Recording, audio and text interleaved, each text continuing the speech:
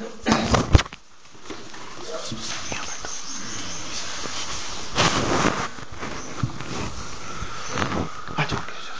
شریف پڑھ لو. اللهم صل علی محمد وعلی آل محمد كما صليت على ابراہیم وعلى آل ابراہیم انك حمید مجید. اللهم بارك على محمد وعلى آل محمد كما باركت على ابراہیم وعلى آل ابراہیم انك حمید مجید. اعوذ باللہ من الشیطان الرجیم. بسم اللہ الرحمن الرحیم.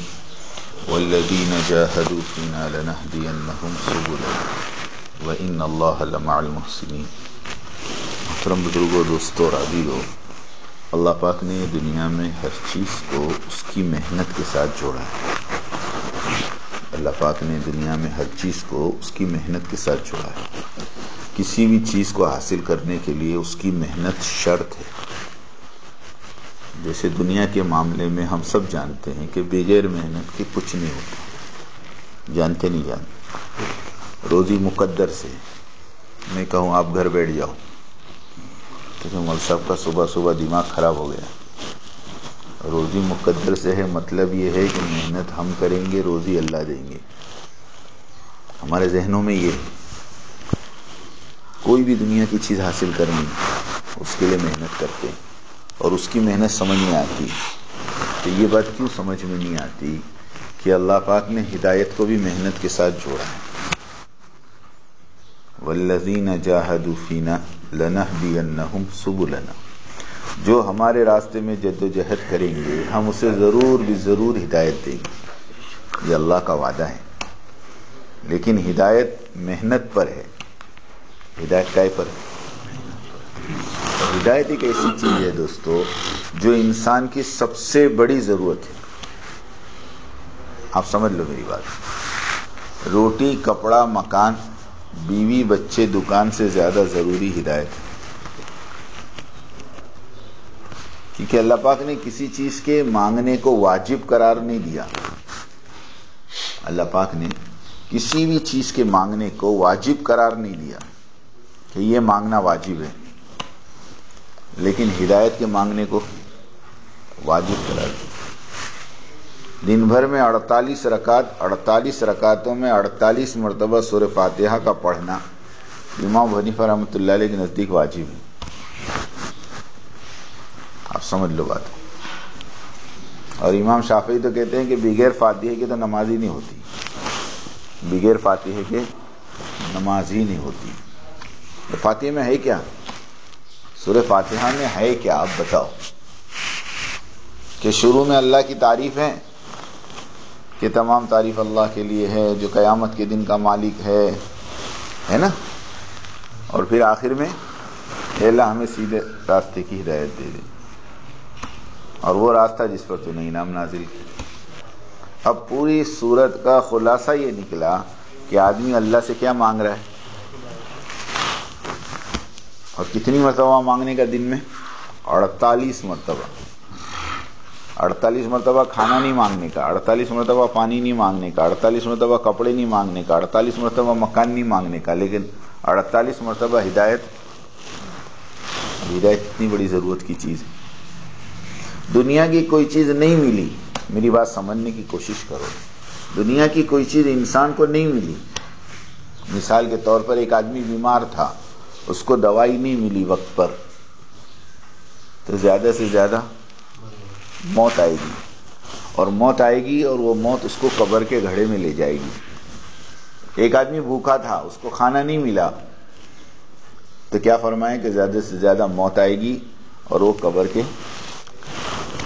لیکن ایک آدمی نے دنیا میں زندگی گزار کر محنت کر کے ہدایت کو حاصل نہیں کیا اور اللہ کو پہچانے بغیر دنیا سے چلا گیا میرے دوستو، تو فرمائے یہ مر کے قبر کے گھڑے میں نہیں، جہنم کے گھڑے میں جائے گا. سمجھ میں آئی بات؟ تو دنیا کی چیزوں کے نہ ملنے سے اتنا بڑا نقصان نہیں ہے جتنا بڑا نقصان ہدایت کے نہ ملنے پر ہے. اور اللہ نے میری تمہاری زندگی کا مقصد ہی قرآن میں فرمایا وما خلقت الجن والانس الا لیعبدون. صاحب جلالین کہتے ہیں لیعبدون نہیں لیعرفون. ہاں کہ ہماری تمہاری زندگی کا مقصد عبادت یا اللہ کی پہچان ہے کہ ہمیں دنیا میں اللہ نے اسی لیے بھیجا کہ ہم اللہ کو پہچانیں. اور وہ تو حدیث آپ نے سنی ہوگی کہ اللہ رب العزت خود فرماتے ہیں کہ میں ایک چھپا ہوا خزانہ تھا، میں نے چاہا کہ مجھے پہچانا جائے، اس لیے میں نے اپنی نشانیوں کو بچھایا دنیا میں. اس لیے میرے دوستو عزیزو یہ بات یاد رکھو، جب بھی کسی کام کو کیا کرو اس کام کے مقصد کو سامنے رکھ کر چلا کرو. میں بہت بڑی بات کہہ رہا ہوں، جب بھی کوئی کام کیا کرو اس کام کے مقصد کو کیا کرو، سامنے رکھ کر چلا کرو، تو تمہاری کامیابی ہے. اگر اس کام میں چلتے ہوئے اس کام کا مقصد ہی سامنے نہیں ہے، منزل ہی سامنے نہیں ہے، تو ایماندار سے بتاؤ کبھی منزل پہ پہنچ سکتے ہو؟ ہاں بھائی سمجھ میں آ رہی بات میری؟ ایک راہی ہے، راہی کس کو کہتے ہیں خبر ہے؟ راستہ چلنے والے کو راہی. ایک راہی ہے جس کو اپنی منزل کا پتہ ہی نہیں کہ مجھے کہاں جانا ہے. وہ زندگی بھر چل کے کہاں پہنچے گا، اس کا منزل ہی کوئی نہیں ہے. ہاں میں آج کل کے زمانے میں مثال دیتا ہوں، بس میں جو کنڈکٹر ہوتا ہے نا، کنڈکٹر، اس کو کہاں جانا ہوتا ہے؟ بولو نا. 24 گھنٹے وہ سفر کرتا ہے بس میں، اور جو ڈیپو سے چڑھا تھا وہی ڈیپو میں واپس آ کر اتر جاتا ہے. کیا ہوا؟ بولے ڈیوٹی پوری ہو گئی. کہاں جانا تھا؟ اپنے کو کہاں جانا ہے؟ بولے اپنے کو تو بس میں بیٹھنا ہے. ایسا راہی جس کے سامنے منزل ہی نہیں ہے، وہ چلتے چلتے بھی کہاں جاوے گا بیچارہ. ریلوے اسٹیشن پر پہنچے، ایک آدمی تھیلا لے کے کھڑا تھا، پوچھا بھائی صاحب کہاں جا رہے ہو؟ بولے مجھے پتا نہیں میں کہاں جا رہا ہوں. ہاں اچھا یہاں کیوں آئے؟ تو بولے گاؤں میں سے سب آ رہے تھے تو آ گیا میں بھی. ارے یار بیوقوف آدمی ہے یار. کہیں بھی جاؤ تو کوئی نہ کوئی مقصد ہو، کوئی نہ کوئی نشانہ ہو. ایسے اللہ کا شکر ہے، اللہ کا احسان ہے. پہلے تو اللہ کا شکر ادا کرو کہ اللہ پاک نے اس مبارک محنت میں، اس مبارک کام میں ہمیں لگایا ہے. سچی بتاؤں، کام کرنے والوں کے سامنے ابھی تک کام کی عظمت نہیں ہے. ہم لوگوں نے کام کو کیا سمجھا پتہ نہیں. کتنا اونچا کام، کتنا عظیم کام. آپ سوچو تو صحیح، آپ تھوڑی دماغ پہ زور ڈالو. وہ کام جس کے لیے اللہ رب العزت نے 1.25 لاکھ اپنے نیک برگزیدہ مقبول مغفور معصوم بندوں کو بھیجا ہو، وہ کام کتنا بڑا ہوگا. کہ نبیوں کی یہ صفت تھی. ہاں ایک تو نبی جو ہے نا وہ معصوم ہوتے تھے، معصوم عن الخطا، کہ کسی نبی سے گناہ نہیں ہو سکتا تھا. گناہ کا ہونا یہ نبی کی شان کے خلاف ہے. سمجھے کہ نبی سے بھول ہوتی ہے، اگر ہو بھی گئی تو بھول ہوئی. کہ حضرت آدم علیہ السلام سے بھول میں وہ دانہ کھوا گیا، گناہ نہیں تھا، وہ کیا تھی؟ بھول تھی. نبی گناہ نہیں کرتے، نبی تو معصوم ہوتے ہیں، اور نبی مقبول ہوتے ہیں. نبی کون ہوتے ہیں؟ مقبول، اللہ کے منتخب شدہ بندے ہوتے ہیں. کوئی نبی محنت کر کے نبی نہیں بنا، بلکہ ہر نبی کو اللہ نے پیدائشی نبی بنایا ہے. سمجھ میں آئی بات؟ کوئی ایک نبی مجھے بتا دو کہ انہوں نے بہت مجاہدے کیے، بہت تپسیاں کی تو وہ نبی بن گئے. ایسا ہوا کبھی؟ ہر نبی کیسے؟ پیدائشی نبی. تو وہ نبی مقبول بھی، نبی معصوم بھی، نبی مغفور بھی. مغفور کا مطلب اگر اگلی پچھلی کوئی بھول چک ہو بھی جاوے تو ایڈوانس میں معاف. اس سے بڑی کیا بات چاہیے؟ خود اللہ قرآن میں کہہ رہے ہیں لِيَغْفِرَ لَكَ اللَّهُ مَا تَقَدَّمَ مِن ذَنبِكَ وَمَا تَأَخَّرَ وَيُتِمَّ نِعْمَتَهُ عَلَيْكَ وَيَهْدِيَكَ صِرَاطًا مُسْتَقِيمًا. سورہ فتح کی آیت ہے 26 پاری کی، کہ تمہاری تو اگلی پچھلی سب معاف، تو ایسی 1.25 لاکھ جماعت دنیا میں آ کر جس کام کو کیا ہو، سچی بتانا وہ کام کتنا اونچا ہوگا؟ ہاں بھائی، سمجھ میں آ رہی بات؟ آج اللہ پاک نے مجھے اور آپ کو اس کام سے نسبت دی. پچھلے زمانے میں کسی امت نے اس کام کو نہیں کیا، کسی فرد نے اس کام کو نہیں کیا. آپ میری بات کو سمجھو. ہم بڑے خوش نصیب ہیں، ہم بڑے بولو خوش نصیب ہے کہ اللہ پاک نے مبارک محنت میں مجھے آپ کو نکالا ہے. ہمارے چہرے تو کھلے ہوئے ہونے چاہیے اور ہمارے چہرے تو خوشیوں سے معمور ہونے چاہیے. میں ایک جماعت سے بات کر رہا تھا، میں نے کہا کہ آپ کو صرف اللہ کے راستے کی ایک تسبیح بتا دوں، آپ کے چہروں کے رنگ ابھی بدل جائیں گے. میں نے کہا اللہ کے راستے میں ایک سبحان اللہ کا 7 لاکھ ہے. ارے بولا ہے کہ نہیں؟ تو 100 مرتبہ سبحان اللہ پڑھے تو 7 کروڑ، الحمدللہ کے 7 کروڑ، لا الہ الا اللہ کے 7 کروڑ، اللہ اکبر کے 7 کروڑ، کتنے ہوئے بھائی؟ ارے 28 کروڑ ہوئے نا. ایک تسبیح 28 کروڑ کی صبح کی اور ایک تسبیح 28 کروڑ کی، کتنے ہو گئے؟ ارے بولو 56 کروڑ. اب دیکھو چہرے بدل گئے نا سب. اب روزانہ ہمارے اکاؤنٹ میں 56 کروڑ آتے ہوئے تو ارے بولو نا، کوئی جاتا کیا کولے چھوڑ کے؟ ہاں، ہمارے گجرات سے لوگ فورن جاتے نا کمانے کو. ارے جاتے کہ نہیں جاتے؟ ہاں. تو ماں باپ 6 مہینے کے لیے بھیجتے، سال کے لیے بھیجتے، پھر فون پہ کیا بولتے معلوم ہے؟ بیٹا 6 مہینے بڑا کو آؤ. کیا کر کے آؤ؟ 6 مہینے بڑا کو آؤ بیٹا، ڈر مت، سب برابر ہے یہاں، تو اپنا کام کر. کیوں بھائی؟ ہر مہینے آ رہی نا سیلری برابر. اور جماعت میں گیا تو کیا بولتے ہیں؟ کیا رہے تیرا پیر کو تو چلا پورا ہوا نا، کیا کر رہا ابھی تو وہاں؟ کوئی دھندا ہے کہ نہیں دوسرا تیرے کو؟ ارے سمجھ میں آئی بات؟ سوچنے کی بات ہے. آج دین کا نفع ہمارے سامنے نہیں ہے، اس کے لیے ہم لوگ مایوس سے ہیں کہ چلے کی جماعت نکلی تو پہلے 20 دن تک دن گنتا، 1 ہوا، 2 ہوا، 3 ہوا، 10 ہوئے، 15 ہوئے، 18 ہوئے، 20 ہوئے، اور پھر 21ویں دن اٹھ کے کیا بولتا معلوم؟ کیا بولتا؟ 19 باقی. اب کتنے باقی؟ 19 باقی.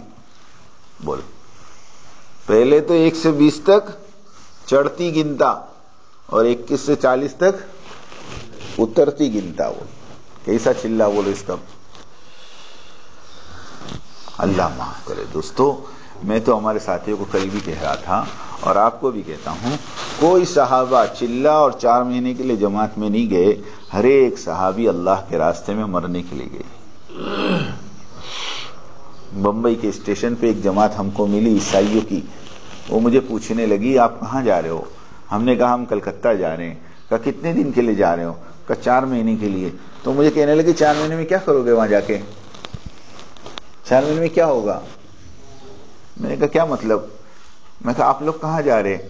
کہا ہم لوگ تریپورہ جا رہے ہیں. کہا ہم کتنے دن کے لیے آپ لوگ جا رہے ہیں؟ انہوں نے کہا کہ ہماری مشنری کی طرف سے ہمیں علاقہ دیا گیا ہے، وہ علاقہ جب تک پورا کے پورا عیسائی نہیں ہو جائے گا ہم وہاں رہیں گے. اب بتاؤ، اب یہ فروری کا جو جوڑ ہوا نظام الدین میں، اس میں حضرت یہ فرما رہے تھے جتنا باطل اسلام کے مٹانے پر مال خرچ کر رہا ہے، اگر اتنا مال تم اسلام کو پھیلانے پر خرچ نہیں کرو گے تو اسلام نہیں بچے گا. اب آپ سوچو کہ باطل تو اپنا پورا جان اور مال لے کر میدان میں اتر چکا ہے. بولے اتر چکا نہیں اتر چکا. اور ہم لوگ کیا جی میرا تو صبح میں چلا پورا ہوا نا بابا، تمہیں 2 دن بعد آئے تھے، میں تھوڑی آیا تھا. ہاں، اس کے لیے یہ کب ہوتا ہے؟ جب ہمارے سامنے کام کے مقصد نہیں ہوتا ہے. میں یہ بتانا چاہ رہا ہوں ہمارا کام کے سامنے مقصد ہو. ہمارا دعوت کا کام جو ہے نا، ہاں اس کے سامنے ایک مقصد ہے. اور سب سے پہلا مقصد سنو، سب سے پہلا مقصد اللہ کے راستے میں نکل کر یقین کی تبدیلی ہے. یقین کی تبدیلی. ہاں دین سیکھنا یہ تو تم گھر بیٹھے بھی سیکھ سکتے ہو. ہاں اس کے لیے 2-5 ہزار خرچنے کی ضرورت نہیں ہے، اور اس کے لیے گھر چھوڑنے کی ضرورت نہیں ہے. یہ تو بیچ میں ایک بہت بڑا پریڈ گیا جس میں کام کا رخ ہٹ گیا. لوگوں نے کام کو دین سیکھنے کا کیا بولوں ابھی ذریعہ بنا دیا. میں کچھ بات کہنا چاہ رہا ہوں، غلط مت سمجھنا. لوگوں نے دعوت کے کام کو دین سیکھنے کا کام سمجھ لیا. یہ بات سمجھنا، ورنہ دین سیکھنے کے لیے تو ہم مول صاحب ہیں بیٹھے ہوئے، امام صاحب آدھا گھنٹہ عشاء بعد دے دو، ارے نورانی قاعدہ پڑھا دیں گے نہیں پڑھا دیں گے، اور اتحیات درود شریف اور دعائے قنوت یاد کرا دیں گے نہیں کرا دیں گے. نماز کے غسل کے فرائض اور وضو کے فرائض بولو اپنی مسجد میں بیٹھ کے بھی سیکھ لو گے نہیں سیکھ لو گے. اس کے لیے کیوں 2000 5000 10,000 خرچہ کرنے کے بھائی؟ کیوں 4 مہینے پھرنے کا؟ کیوں ٹھنڈی میں گھومنے کا؟ نہیں، یہ مقصد نہیں ہے. یہ تو ضمنی چیز ہے، یہ تو ضمنی چیز ہے کہ ضمن میں یہ ساری چیزیں مل جائے گی آپ کو. ورنہ راہ خدا میں نکلنے کا مقصد تو سب سے پہلا یہ ہے کہ ہمارا یقین بدلے. کرنے والی ذات اللہ کی ہے اور نفع اور نقصان کے مالک اللہ ہے. اللہ کے وعدے حکموں کے ساتھ ہیں. اللہ کے وعدے کس کے ساتھ ہے؟ حکموں کے ساتھ ہے. جو اللہ کے حکم کو پورا کریں گے اللہ اس کے ساتھ وعدے پورے کریں گے. اللہ کی قدرت اللہ کے وعدوں میں ہے اور اللہ کے وعدے اللہ کے حکموں میں ہیں. کسی سبب میں اللہ کا کوئی وعدہ نہیں. سن لو میری بات. قرآن کے 30 پارے، 30 پاروں کی 114 صورتیں اور 540 آیتیں اور 6000 کے اوپر کچھ 540 رکوع اور 6000 کے اوپر کچھ آیتیں ہیں. ان تمام آیتوں میں، رکوع میں، صورتوں میں، قرآن میں ایک آیت آپ نہیں بتا سکتے کہ جس کے اندر اللہ پاک نے دنیا کے کسی سبب پر کوئی وعدہ کیا ہو. عجیب بات ہے. بلکہ اللہ تو صاف کہہ رہے ہیں وَأْمُرْ أَهْلَكَ بِالصَّلَاةِ وَاصْطَبِرْ عَلَيْهَا لَا نَسْأَلُكَ رِزْقًا نَحْنُ نَرْزُقُكَ وَالْعَاقِبَةُ لِلتَّقْوَىٰ. کہ نبی جی آپ اپنے اہل و عیال کو نماز کا حکم کرتے رہیے اور خود بھی نماز پر قائم رہیے. ہم آپ سے روزی کموانا نہیں چاہتے.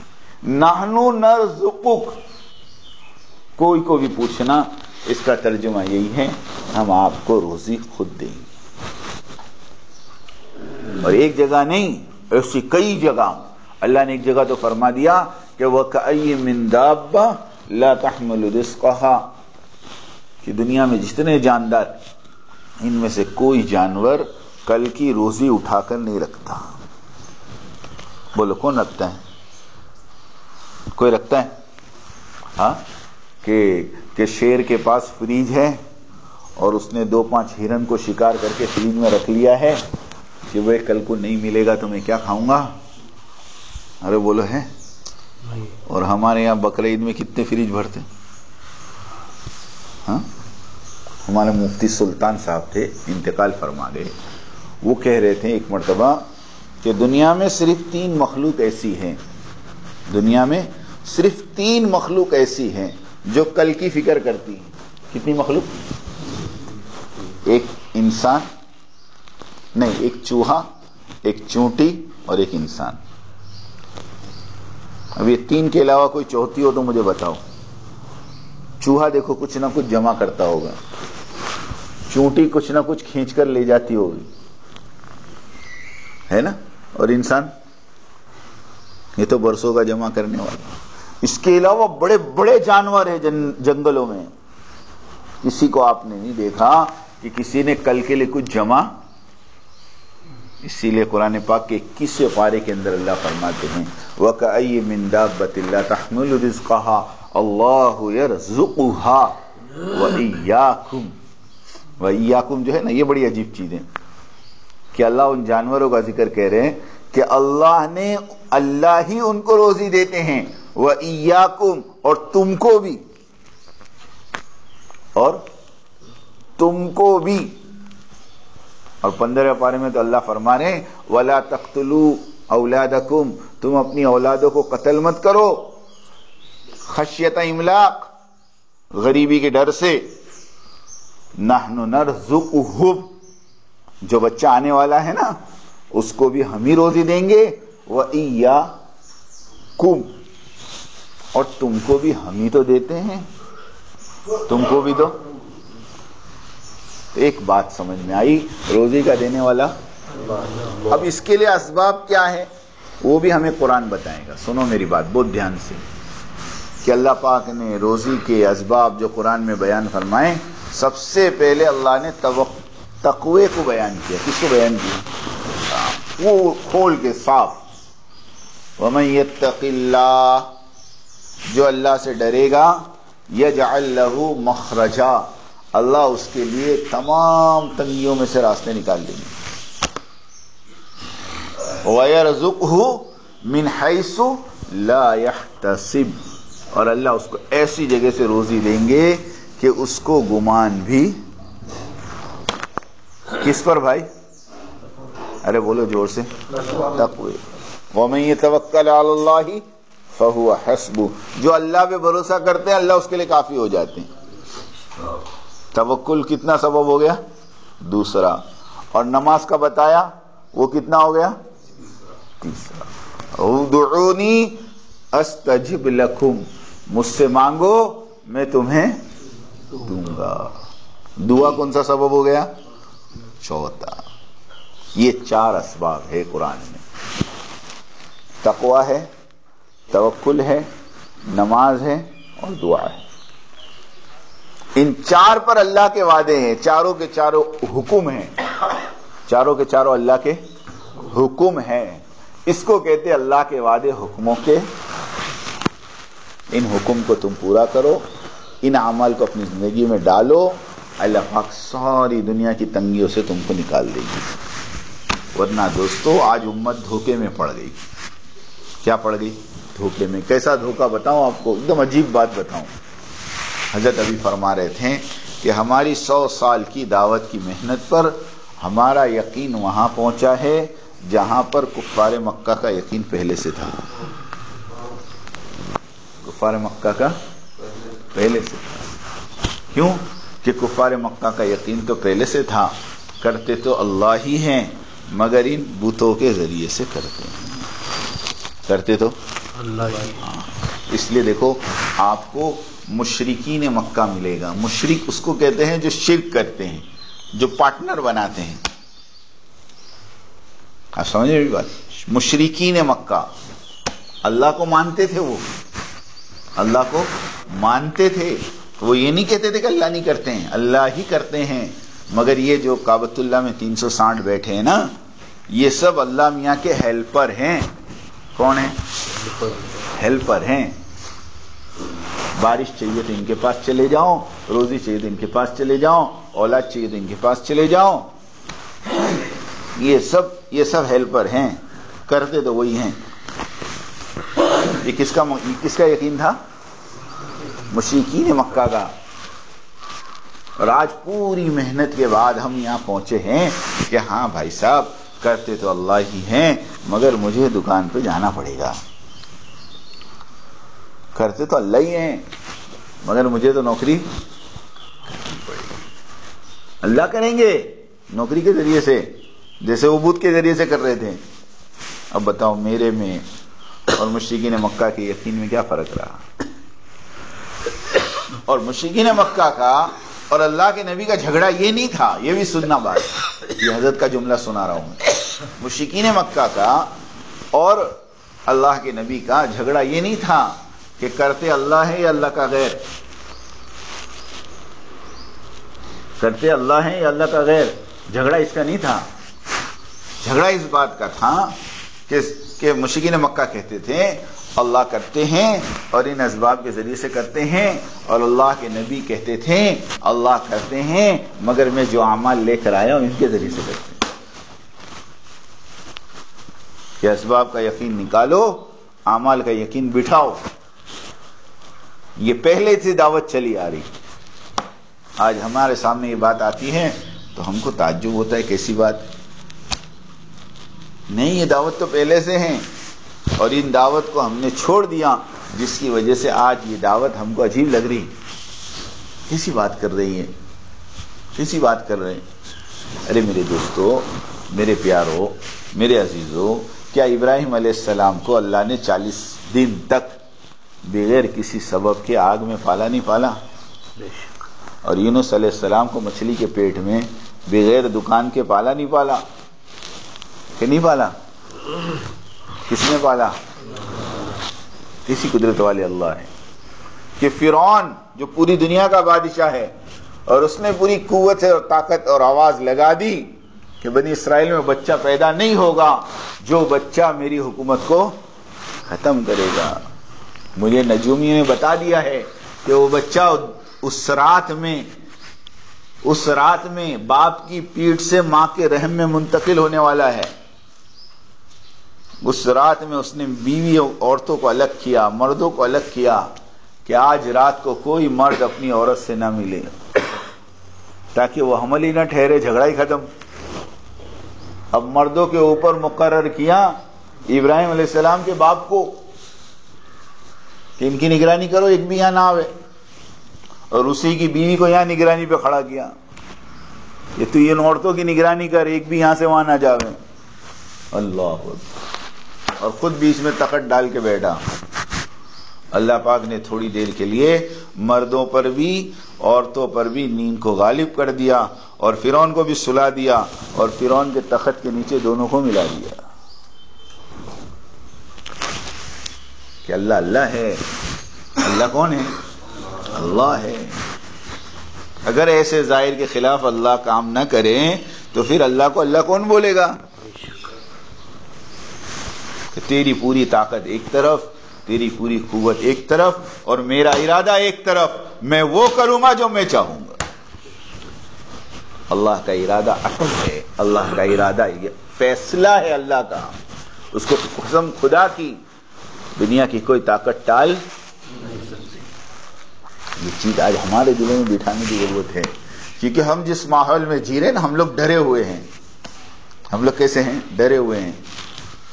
حالات کو دیکھ دیکھ کر ہمارے دلوں میں بات بیٹھ گئی، اب تو کچھ نہیں ہو سکتا مول صاحب، ملک بھی ان کا ہے، حکومتیں بھی ان کی ہے، کورٹ کچہریاں بھی ان کی ہے، اب اپنا کیا ہوئے گا؟ ارے اپنا وہ ہوئے گا جو اللہ چاہیں گے۔ اللہ تو کن فیکون کے مالک ہے نا۔ ارے ہم ہی تو پڑھتے ہیں اذا اراد شیئا ان یقول له کن۔ وہاں منظور مینگل صاحب کہہ رہے تھے کن پہ زیادہ نہ رکو ورنہ دیری ہو جائے گی۔ کیا کہہ رہے تھے؟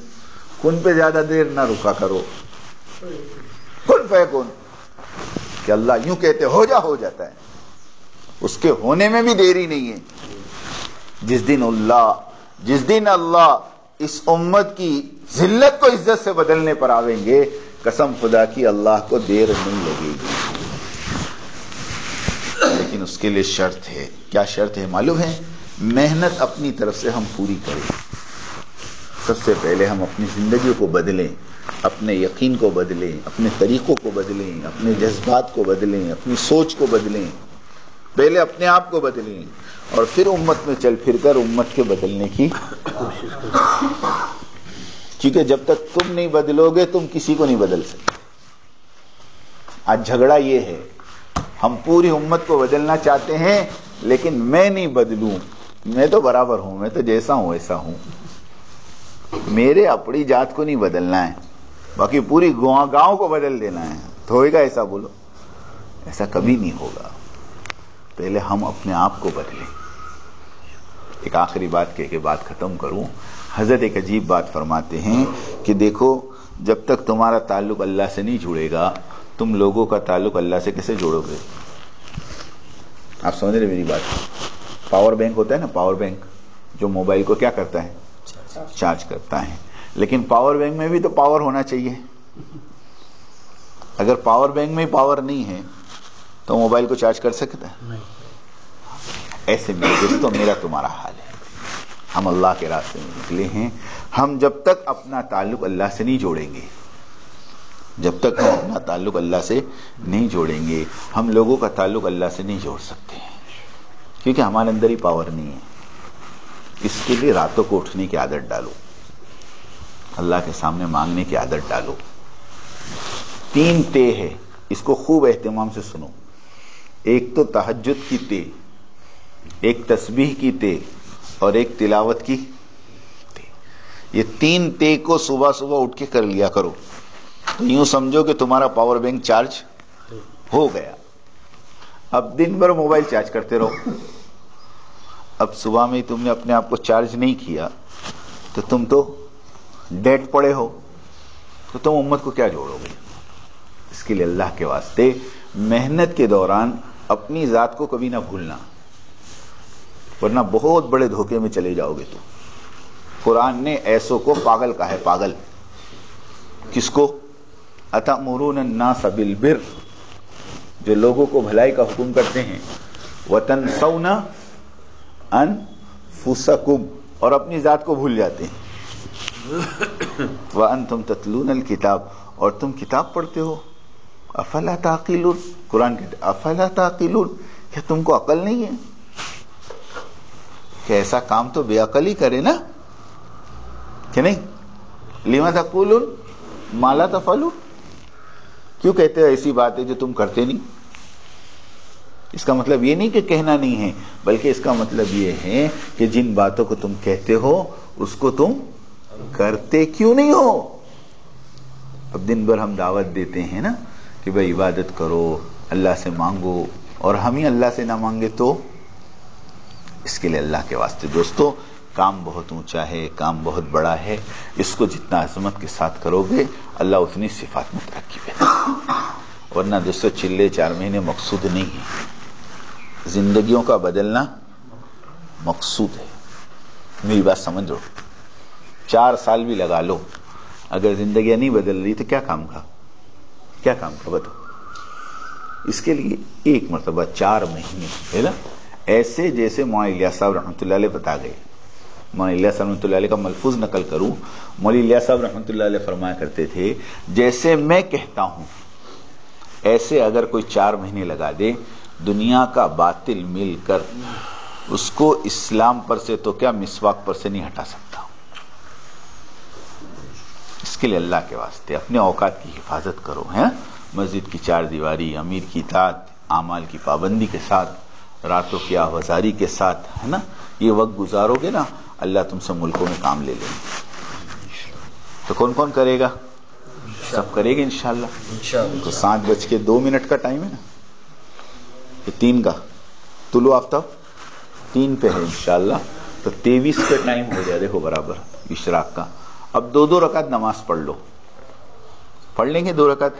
یہ 2 رکعت کیسی ہے معلوم؟ ایک بات چھوٹی سی بات بتاؤں. دیکھو یہ جیسے پریمیم بھرتے ہیں نا انشورنس کا، تو پھر کبھی ایکسیڈنٹ ہوا تو کمپنی سنبھال لیتی کہ نہیں؟ ارے بولو نا. ایسے ابھی تم 2 رکعت پڑھ لو گے نا تو اللہ دن بھر کے کاموں کے کفیل ہو جائیں گے. کہ جو صبح 2 رکعت نماز پڑھ لیتا ہے اللہ اس کے دن بھر کے کام بنا دیتے ہیں. تو تم کو اللہ کے یہاں اپنے کام بنوانے ہیں. کس کو بنوانے؟ ذرا ہاتھ اٹھاؤ. جس کو بنوانا ہے وہ 2 رکعت پڑھ لو، اور جس کو نہیں بنوانا ہے باہر چلے جاؤ. جو یوں کہتا ہے نہیں جی میرے کو تو کوئی ضرورت نہیں اللہ میاں کی، میں کافی ہوں، تو پھر وہ تو چلے جاؤ. اور جو اللہ کا محتاج ہے، نہیں جی میرے کام بہت اٹکے ہوئے ہیں آج دن بھر کے، تو میں تو اللہ سے کام بنوا لوں گا، اس کے لیے خالی 2 رکعت ہے. ٹھیک ہے انشاءاللہ. پھر دعا بھی بعد میں پڑھنا، سبحان اللہ ابھی نہیں پڑھاتے. ٹھیک ہے چلو جگہ کر دو.